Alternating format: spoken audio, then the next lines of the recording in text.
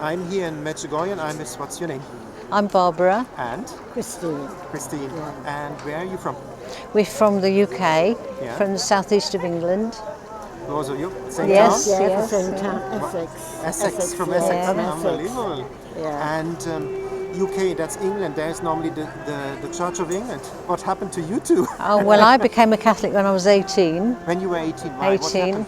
Well, I just was always drawn to the Catholic Church, really. You know, Yeah. it just had always that sort of draw towards it. And I met my husband, and I'd only gone out with him once. He was Catholic, Northern Ireland, and I just went to the church straight away. It was just a sort of push. There was no interest, you know. Well, there was interest. Obviously, I liked him, but not to the point of, you know, me Converting from the converting. Anglican Church, no?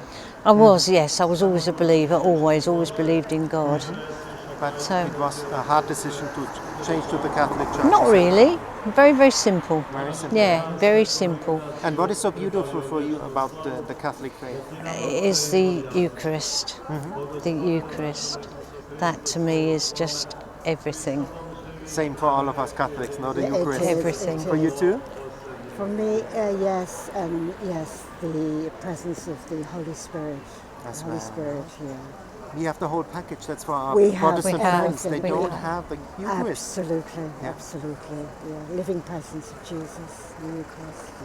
That's a love affair for us. No, Absolutely. we have to go. We are drawn to the Holy Mass now. Absolutely. And Absolutely. how often have you been in Medjugorje? I've been about 12 times, I think, about 12. Why do you come back all the time? I come back for refilling of the Holy Spirit to refresh. I wasn't always a good Catholic as a young girl. I didn't really Like me, believe- paper Catholic. Just a paper Catholic, yes. And it was only through the death of my eldest son that I became Catholic. I became truly, I was converted. The road to Damascus conversion, you know, after the death of my son. What happened? How could you I cope lived in with Italy. that? I lived in Italy, and I had 4 children. And my eldest son, one day went out on his little bike that my husband had bought. Like a Vespa? No, he was only 14, nearly 14 15. years old. Yeah, okay, it was a little motorino. And he went up a one-way street in Brindisi, Italy, up a one-way street, just a small street, and he went the wrong way. And a young girl that had just passed her driving test had put her foot on the accelerator instead of instead of the brake, and knocked him off the motorino. And he took a week to die, so I could be with him during that time. And it was just outside Brindisi in Bari that he was taken. And during that time, I had 4 children. My attention was very much on the younger children. And I remember praying to Our Lady and saying, "Oh, please let him live, because if you let him live, all my attention will go on Antonio." Antonio was his name. And I felt her face was very sad. And it went on for about a week. And at the end of the week, after praying each day, and the doctors telling me he's going to live, he's going to die, you know, he's getting worse, he's going to get better. So I was up and down the whole week. And at the very end, I got up. I was sleeping outside in a van outside the hospital in Bari, you know, overnight, so I could be close. The mother-in-law. And I got up on the 7th day, went up and somebody stopped me and said, "It's too late, he has died during the night." And I couldn't take it in for a while. And then I went back into the chapel and prayed. And I remember saying, "Thy will be done. Thy will be done." I said to God. And when I said those words, I was flooded with something that I don't know. It was the most beautiful thing I'd never had in my life before. It was a peace I'd never had. I was flooded with love, and I just felt the arms of God the Father around me saying, "Christine, I am so sorry, but it had to be. It had to be."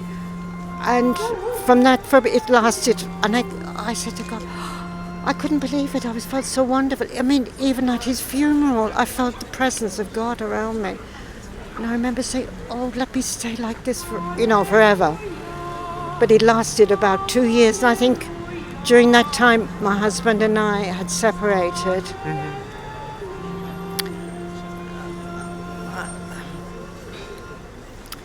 He had been very unfaithful.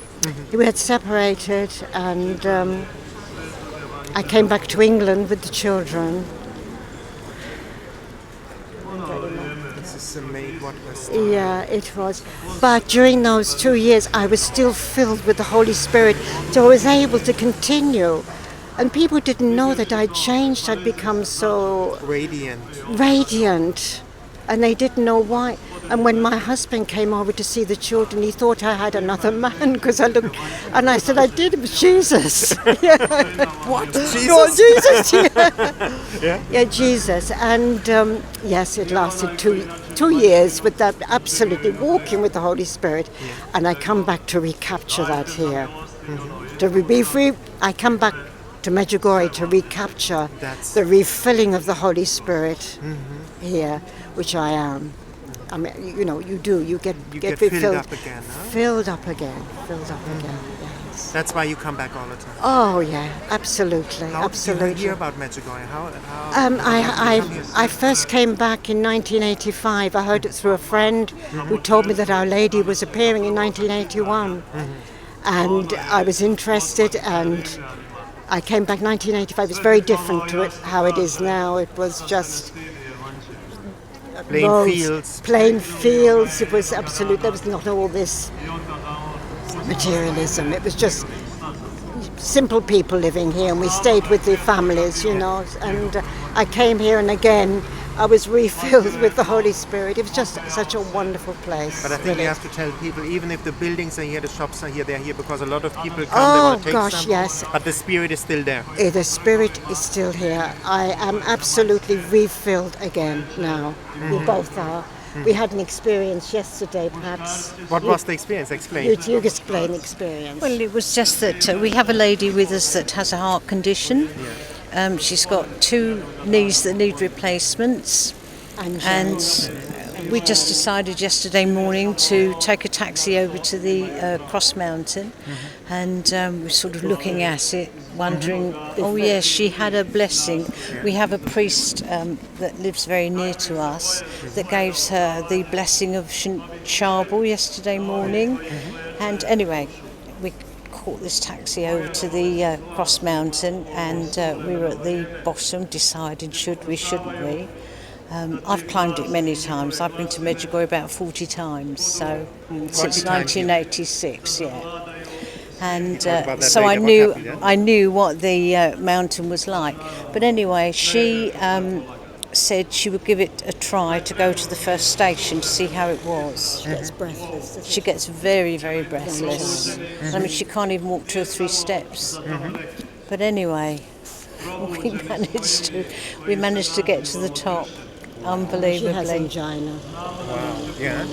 And the minute we got to the top, just at the bottom of where the cross is, we looked at the sun, and it was spinning and dancing, and we felt that was God telling us how pleased He was with us. Absolutely, both of you. Because it was just the colours. There was reds, blues, yellows. It was beautiful. It was dancing all over the place. Anyway, we went up to the top, to the cross. We managed to get up there. And then we were there for about a quarter of an hour, giving thanks, taking photographs, all that sort of thing. And there was a gentleman, just one person, sitting over on the other side of the mountain. He got up to leave, and I felt that he might be going down, hopefully, the quicker way, because it took us, 3 hours nearly to get up, and coming down would have been even harder. So I said to him, "Are you going down the quick way, the Croatian way?" He said, "Yes, I am." I said, "Do you mind if we come with you?" So we went over there, and it was as though God provided us, because Christine and I were so worn out trying to get up, And So anyway, we went down, and then when he was exhausted, we were exhausted. Another lady came along. Poor Margaret, she just couldn't move. And this young girl, I don't know the strength she had, she literally lifted up Margaret and carried her and put her onto the next level, didn't she? It was just amazing. And then after that, another man came along, so there were two men then, one each side of Margaret, and they managed to get her to the bottom. But the wonderful thing is she's no longer breathless. Today she's been walking. She's not breathless. The breathlessness is gone completely. Her angina, pain, everything is gone.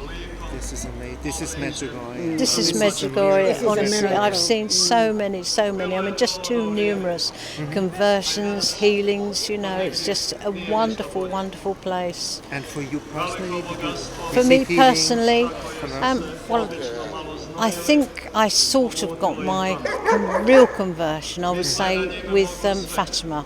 But of course, this is the continuation of Fatima. So it's sort of the same story anyway, isn't it? What happened in Fatima that you said you had? Well, no, it was just reading a book which is called Fatima, the Great Sign. I don't know if you've ever read it. It's by Francis Johnson. And when he wrote it, the nuns where Sister Lucia were praying and fasting for that book when it was written. And it's only a small book, but it's a truly powerful, powerful book. And I remember thinking about it, and I felt all this, like it must have been the Holy Spirit go through me. Wow. You know, but then of course when I came to Medjugorje, it was just a continuation of everything, all the gifts, all the fruits, because I think here it really is the Catholic Church to its complete fullness. Complete fullness. You have everything here of our faith. And the other thing is, I think we were saying today, it's everybody. You get such peace. Everybody you meet is so lovely. Everybody is friendly. You know, everybody helps. And Our Lady, it seems like yesterday, she always sends someone around. You know, when you need something, it's there, just like that. It's not coincidence, it's God's grace. Yes, and like it's Our Lady. Now, no? Well, that's it, I couldn't believe it when I turned around and saw you, you know. I've seen you so often last year. I must tell you this little story. You were filming me, and it was the back of my head. And I wrote home to one of my sons, and I said, "Oh, look up on YouTube, Pete, you'll see me." You know, I said, the back of my head. He said, "Mum, I'm not going to take away your 15 minutes of fame." He said, "But I'm not going to search YouTube to look at the back of your head." We put a live view of what's up on, Mommy. Yeah. And what is the favourite spot for you here in Medjugorje? You have a place you love? Adoration Chapel, without a doubt. Adoration Chapel. Adoration Chapel. To go to Adoration, there's absolutely the power in there. It's indescribable. People have to understand, you receive a lot of healing going to adoration. If you have brokenness, whatever, go to adoration, sit there. Start little, step by step, build it up, focus on Christ, and you will pray the rosary. The two together is the powerhouse, no? Absolutely, and then the silence. After that, the silence, and the power in that silence is just indescribable. You just can't. You have to experience it. Yes, you can't describe it. That. You have to go to adoration, sit in the church. The tabernacle mustn't be open. Just sit there and receive. No? Just sit. And you find the peace we are all looking for. Yeah. And for you, what is your favourite spot in Medjugorje? I think the evening adoration I love, the music and the evening adoration, peace, and Jesus and Our Lady are really alive here. Oh, you feel their presence, you know. You come to get to know them as your friends, your loves, the love of your life. And talk just to friends, and talk, like you talk to Jesus talk, like friends, no? to Just talk, like a talk as a friend. Talk from morning to night just as a friend. tell all sorrows, all challenges. Absolutely. And at one point you will discern the Spirit, the voice of the Holy Spirit. The voice of the Holy Spirit will come to you, absolutely, and direct you in your life, absolutely. And you make as well, you know, there are the 5 stones. Exactly. But I find out more and more reading the messages lately. Yes. There's normally a 6th stone, the most important. Surrender to the will of God, what you did. Absolutely. Because I said, "Thy will be Thy done." will be done. What I was given in return, what Jesus gave me in return, Make me cry. and to feel, I felt an absolute love, absolutely covered in love and compassion, and the voice was so humble and full of love, just Endless humble. love and have God, humility. the humility of God to a little nothing like me, you know. Me too. Yeah. We are all this progress. Absolutely. We make the mistakes. We always can come back to Oh, confession yes, as well. absolutely. And what is confession for you? Can you talk a bit about confession for people who are like maybe scared to go to confession? Confession, once you really open up your heart, and really feel what's bugging you, what's really going on inside of you, not just the little sins, not just the little things. You've got to go really into your heart and see what's bugging you. Be honest with yourself. Be honest with the priest. He's heard everything, you know. And once you get rid of, if you feel that, either that when you're not got a peace with yourself, there's something bugging you inside. And it's getting to the very heart of that and getting rid of it. Peace will flow through you once you have that. Same experience for you about confession? Oh, I always love confession. I love confession. Yeah. I think it's amazing. You know, I try to go monthly if I can. I think but there is something special here about confession. And I think it's the preparation we get. And every time I come, there always seems to be, and lots of people feel this, there always is a message, and it's always for me every time I come. We were here in May, and then it was surrender. Surrender. Surrender. You make the same experience when you surrender, you have more peace, more joy. Surrender totally, and then the confession, and we have to get rid of confession. It's so important. Confession. People don't realise the importance of confession. As Christine said, you just have to get rid of all this inside of you. You have to go deep down to see. It's not what we do. It's also the cause. The cause of why do we do that? You know, and that has to be brought to the surface and got rid of. And you feel such freedom after. People say to you, you know, oh, belong to a religion, you know, you haven't got freedom. I said, when you belong to a religion, you love God, you've got complete freedom because you're doing His will. You're doing His will. Absolutely. I came to set you free, to give you the fullness. You know, and then God hasn't, the more we live with Him, the less He's got to teach us. So that is the complete freedom. But this time it seems like it's divine will. That seems our message this time. It seems as though it's everywhere. We're sort of with Luisa Piccarata and, you know, her messages, and that seems the message we're getting this time. So we're really going to go home and really go into study it more. At the end, you know, very important for people, listen, it's very simple. In the morning you pray, Jesus, take my hand. Mary, take my hand. I'm a child, and guide me like a child every second of the day in the divine will through the Holy Spirit. And you will see miracles. I thought, God, it would be nice to do an interview. You appear this morning. I said, God, I need to confess. I turn around and there's a priest waiting, you know. It's a concrete lifestyle we all have to get back into. And we will have peace and joy, as Our Lady said. No? Absolutely. You pray the rosary? Oh, right from day one I've loved the rosary. Yeah. The power in that rosary, that is another thing. There's such power. If I've had problems in life, you know, with my children, I've started novenas of rosaries, and it's, you know, Our Lady's just taken the situation, and I always get a feeling inside of me after praying so many rosaries that, yes, Our Lady said to me, I've got it in my heart. I'm going to, you know, see that's okay and take care of it. Give it to my son. For a Protestant friend, it's all about her son. Absolutely, she takes nothing for herself. It's all to Jesus. Everything is to Jesus. But I mean, God came to us through Mary, so why wouldn't we go back to God through Mary, you know? And what would you tell people why come to Medjugorje one time?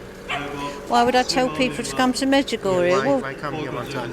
Just to experience what we've always experienced, you know. And I think if they hear about it and you ask Our Lady, and she will inspire them, you know, to come if it's the right time for them, and they'll know. It's in the divine will. You invite them. Yeah. for Our Lady, and I think if the Spirit is there that they can accept it, then they will come. And for you, the Rosary prayer? The Rosary, yes. Any time that I have problems or my grandchildren or whatever, turn to the Rosary, and it's powerful. As a two-edged sword. I think we spoke, didn't we? Like it's like a weapon. It is a weapon against Part of you evil. said it's the weapon of our times. The weapon of our times, yes, absolutely. And I think people should come to Medjugorje, people who want to change their lives, who are not happy, who are going through any sort of addictions or whatever. This is a place to come. And yeah, you answered already the question. Why come to Medjugorje? Yeah. And what can I say? You fast? Do you do the fasting? I have done fasting, but not enough. I used to do it on Friday, but I'm going to try and start doing it on the Wednesday and Friday. And what is the effect? Strong. The effects are what you pray for. God will answer in His own way, but He will answer. He listens always, and fasting is powerful. I mean, Jesus Himself said, sometimes things don't come out without fasting and prayer. You need the fasting just to really give the oomph. Wow. And yes. for you, fasting? Well, I do my best. I'm honestly saying that for 40 years, yes, I've fasted on Wednesdays and Fridays, sometimes not very well though. But sometimes, and when I do fast really well, the fruits are fantastic. But when I go back this time, I'm really, really going to try to do it properly, because I'm gluten intolerant, so I have to, it's a wee bit difficult, but I've got a plan when I go back that I'm going to really fast properly. With on water and my bread that I make myself that's gluten free. Use corn bread, for example, as well. That works. Sorry? Maybe corn bread is possible. Well, I was thinking that. Well, more lentil actually, lentil bread. Yeah. So I'm going to really try that. But I was going to say, when you were talking about the Rosary, Our Lady of Fatima in 1917, she told us the way. She told us the Rosary, and we didn't listen. If we'd have listened, the world would have been a different place today. Would have been a different place today. Communism. So now she's asking for the Rosary. We can change things. So if fasting only, and prayer you can change today. if I only fasted people with other people would for listen. Israel. Stop wars. Yeah. And it's, when you actually, it's not really hard. It's beautiful actually. It's not a hard thing to do. That's what I thought today. I said it's beautiful, you're lighter. Absolutely. You don't give into every craving, you concentrate more of the spiritual things. That's what you will see, you get lighter, you get more energy, people say, yeah. And I was thinking today as well with, I was reading somewhere where, I think it was in the early days when they were saying that when she had the prayer group, and they started the Our Father, and they did it, and Our Lady stopped them, and she said, no, start again, that's not with the heart. I think it took 3 times before they realised, so now I sort of try to say Our Father and really think Our Father with love. Yes.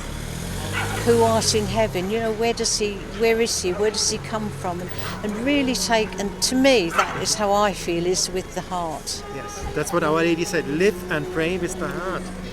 That's how I feel. Fully involved. Be fully involved, and you will have joy and peace. Oh, absolutely. Thank you for that beautiful interview, you too.